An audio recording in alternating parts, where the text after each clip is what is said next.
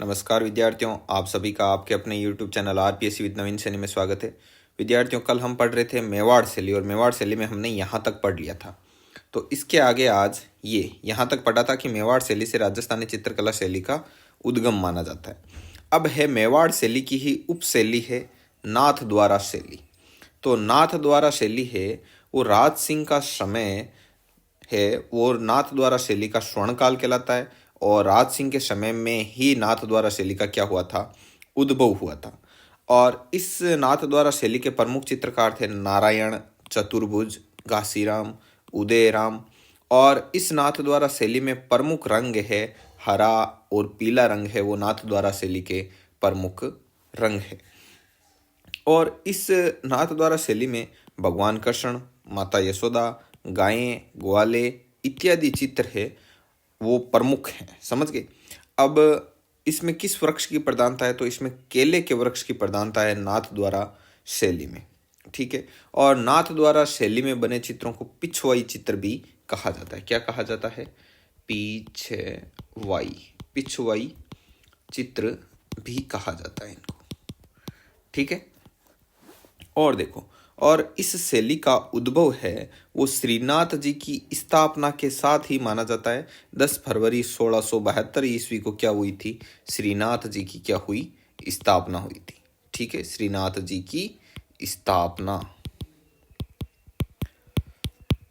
तो ये बात है, आगे बात समझ में। इस शैली का उद्भव श्रीनाथ जी की स्थापना के साथ ही माना जाता है। 10 फरवरी 1672 ईस्वी को क्या हुई थी? श्रीनाथ जी की स्थापना हुई थी।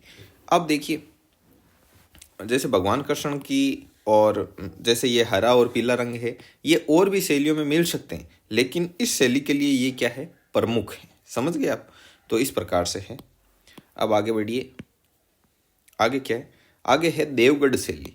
तो देवगढ़ शैली भी ना इस मेवाड़ शैली की क्या है? उपशैली है। तो देवगढ़ शैली का विकास है वो द्वारकादास चुंडावत के समय में इस देवगढ़ शैली का क्या हुआ था? विकास हुआ था। और जैसे ये शैली पहले से ही चल रही थी, लेकिन इस शैली को लाइमलाइट में लाने का श्रेय, जैसे इसको मतलब पॉपुलर करने का जो श्रेय है वो श्रीधर अंधारे को जाता है। श्रीधर अंधारे, इस प्रकार से है श्रीधर और आगे है अंधारे, ऐसे अंधारे अंधारे। तो श्रीधर अंधारे इस शैली को प्रकाश में लाए। ठीक है, इसको कर देते हैं रब। और श्रीधर अंधारे इस शैली को प्रकाश में लाए और विकास हुआ था द्वारकादास चुंडावत के समय में देवगढ़ शैली का। और देवगढ़ शैली मेवाड़ शैली की उपशैली है। और इसमें जो पीला रंग है वो प्रमुख है। देवगढ़ शैली का जो मुख्य रंग है वो कौन सा है? पीला रंग है। और मारवाड़, जयपुर और मेवाड़ की मिश्रित शैली है वो देवगढ़ शैली। यानी कि देवगढ़ शैली में जैसे ये मैप है मान लो राजस्थान का, तो यहाँ पर जैसे देवगढ़ है, तो ये इधर मेवाड़, मारवाड़ और जयपुर, इन तीनों ही शैलियों का जो मिश्रण है वो देवगढ़ शैली में आपको देखने को मिलता है। ठीक है। अब आगे आती है चावंड शैली। तो चावंड क्या है? सबसे पहली बात तो चावंड। तो चावंड में आपको बता दूं कि मेवाड़ के शासकों की जो संकटकालीन राजधानी है वो किसको कहते हैं? चावंड को कहते हैं। मेवाड़ के शासकों पर जब जब संकट आया तब तब वो कहाँ गए थे? चावंड गए थे। और जो कुंभलगढ़ है वो मेवाड़ के शासकों की शरण स्थली है। तो शरण स्थली पूछे तो कुंभलगढ़, और संकटकालीन राजधानी पूछे तो आपकी क्या है? चावंड। ये ध्यान में रखना। और इस चावंड शैली है वो महाराणा प्रताप व अमर सिंह का समय है, उस समय की है ये चावंड शैली। और अमर सिंह का समय कहलाता है इसका स्वर्णकाल। समझ गए? चावंड शैली का। और 1605 ईस्वी में रागमाला ग्रंथ का चित्रण नासिरुद्दीन ने किया था। किसने किया था? नासिरुद्दीन।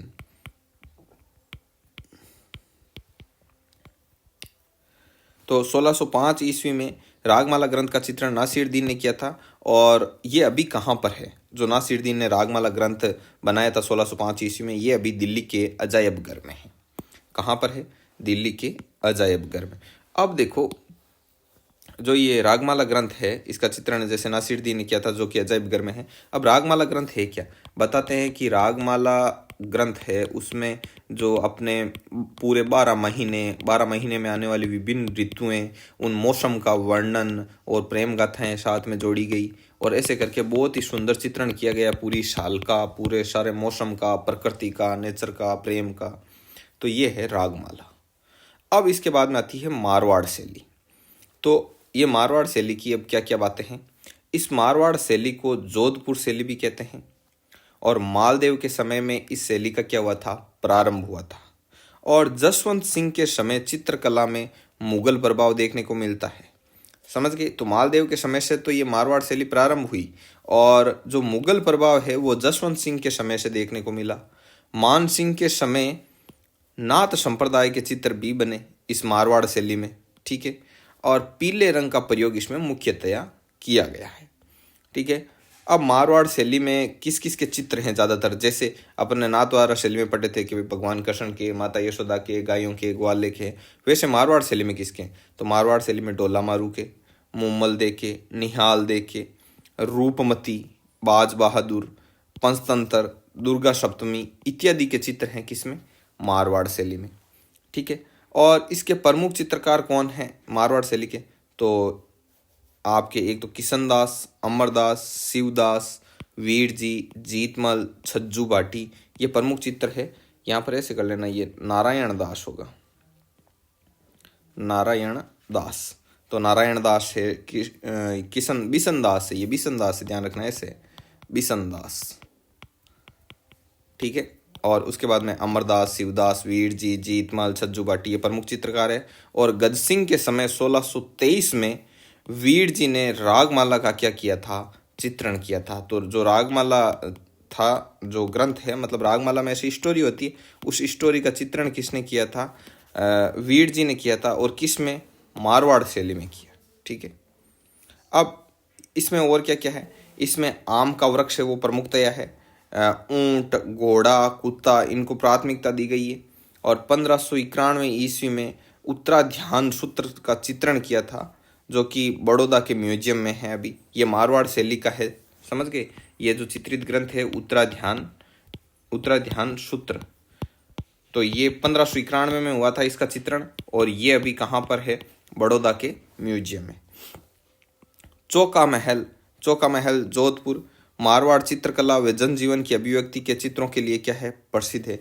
चौका महल है, कहाँ पर बनाया गया है? जोधपुर में। यहाँ पर मारवाड़ की जो चित्रकला है, यहाँ का जो मारवाड़ का जनजीवन है, उसकी जो अभिव्यक्ति है वो चित्रों के माध्यम से की गई है। चित्र बना के यहाँ रखे हुए हैं।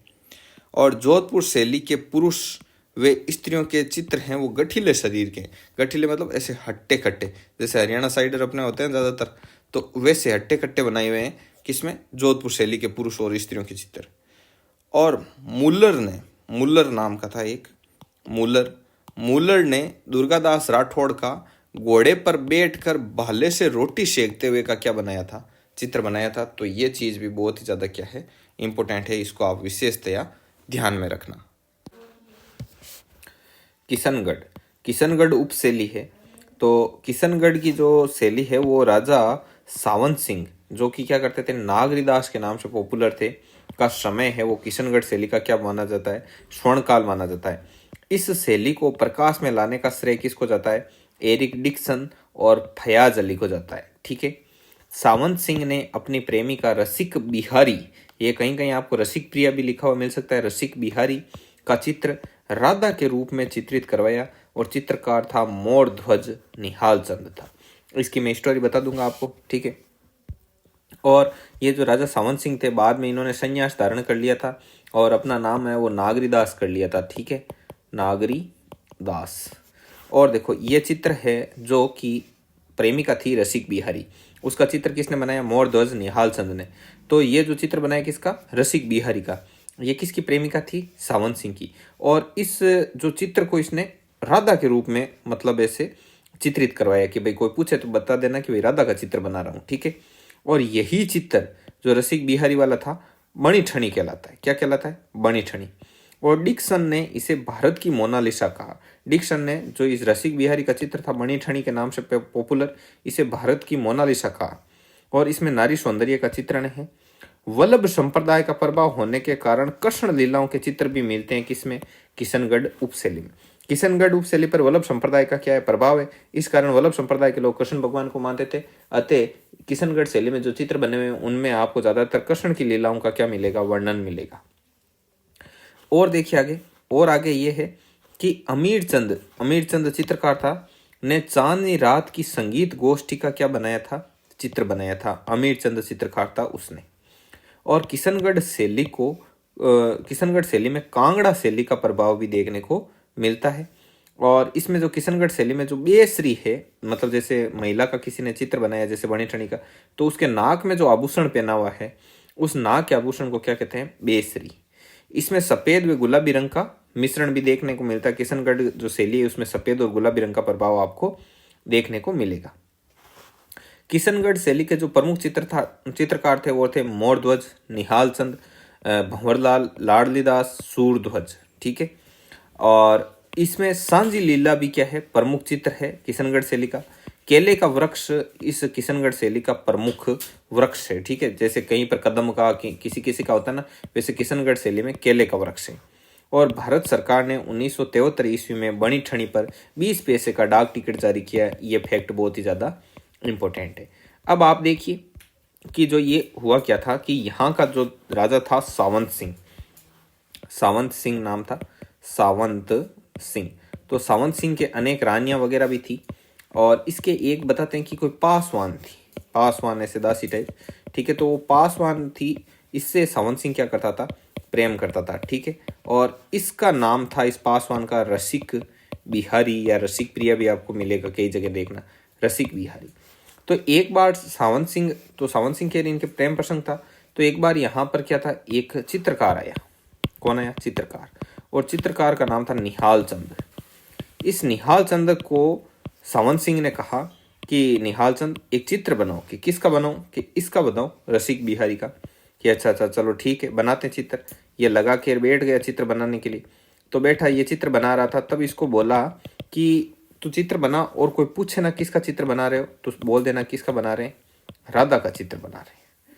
ठीक है, तो और चित्र बनाते जाना तुम। तो ठीक है, तो राधा के रूप में इसने किसको चित्रित किया, रसिक बिहारी को। और इसी पेंटिंग को, इसी को क्या कहते हैं, बनी ठनी। समझ में आ गई। और एरिक डिक्सन ने इसे ही भारत की मोनालिसा कहा। ठीक है, और सावंत सिंह ने बाद में जैसे राजपाट छोड़ के संन्यास धारण कर लिया और अपना नाम क्या कर लिया, नागरीदास। तो ये स्टोरी है। ठीक है विद्यार्थियों, तो बस आज की क्लास में इतना ही है। बाकी काम पढ़ेंगे नेक्स्ट वीडियो में। ठीक है, तो आपको ये पीडीएफ चाहिए तो हमारे जो टेलीग्राम ग्रुप है उस टेलीग्राम ग्रुप को ज्वाइन कर लेना। और टेलीग्राम ग्रुप का जो लिंक है वो नीचे डिस्क्रिप्शन में दे रखा है। और भी कोई दिक्कत हो तो आपको हमारे व्हाट्सएप कॉन्टैक्ट नंबर दे रखे हैं, जिन पर अपना नाम और अपना डिस्ट्रिक्ट सेंड कर देना, ताकि हम आपको हमारे जो व्हाट्सएप ब्रॉडकास्ट है उसमें ऐड कर दें, ताकि वीडियो अपलोड होते ही आपको पर्सनल व्हाट्सएप के माध्यम से क्या मिले, जो वीडियो का लिंक मिलता रहे। ठीक है विद्यार्थियों, तो मिलते हैं नेक्स्ट वीडियो में। तब तक के लिए जय हिंद, जय भारत।